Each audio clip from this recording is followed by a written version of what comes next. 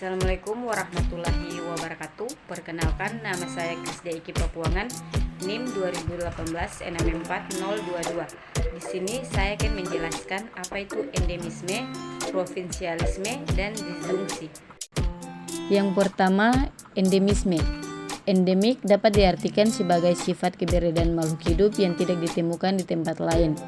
Sifat endemik makhluk hidup dapat ditemukan pada lokasi geografis dengan tipe pemisahan dan tingkat taksa yang berbeda, di mana organisme dengan taksa lebih rendah memiliki sifat yang lebih endemik bila dibandingkan dengan taksa yang lebih tinggi. Klasifikasi endemik. Sifat endemik dari suatu organisme dapat diklasifikasikan dalam beberapa bentuk. Yang pertama, berdasarkan tempat asalnya, di mana organisme memiliki sifat penyebaran yang berbeda yang mengarah pada asal penyebarannya. Organisme yang berasal dari suatu tempat namun tidak pernah menyebar ke tempat lain disebut juga sebagai endemik autochthonous. Organisme ini dapat disebut juga sebagai organisme asli dari suatu tempat.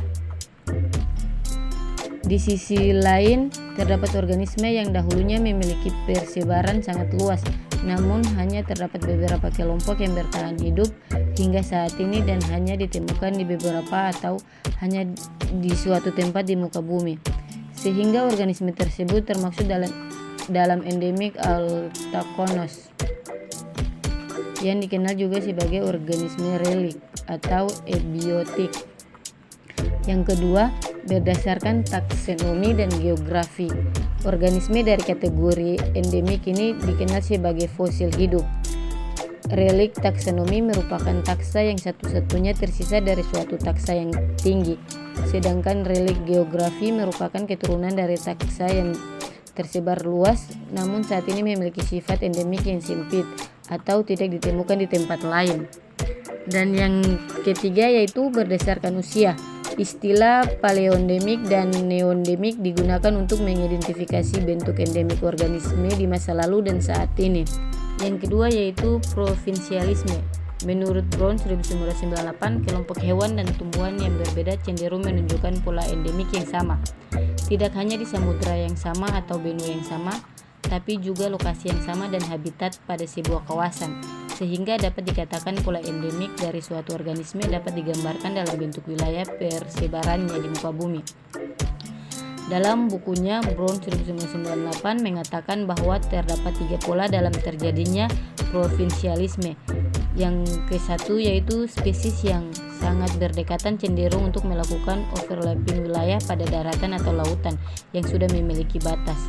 Organisme dapat saja melewati batas wilayah yang sudah ada, namun semakin jauh dari batas, kekerabatan dari wilayah asalnya semakin berkurang.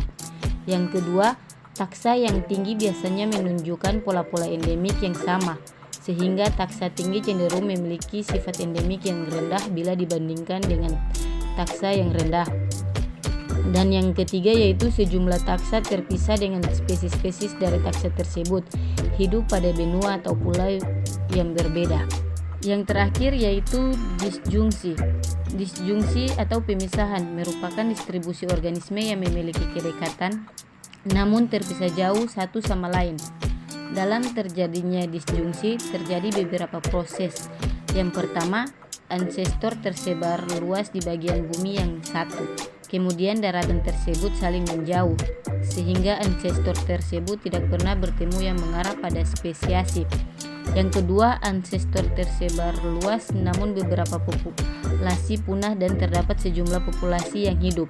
Dan yang ketiga, suatu keturunan tersebar jauh dari tempat asal ancestor dan tidak pernah kembali lagi, sehingga terjadi spesiasi di tempat persebarannya masing-masing. Baik, mungkin itu saja yang bisa saya sampaikan. Kurang dan lebihnya saya mohon maaf. Wabillahi taufiq wal hidayah. Wassalamualaikum warahmatullahi wabarakatuh. Terima kasih.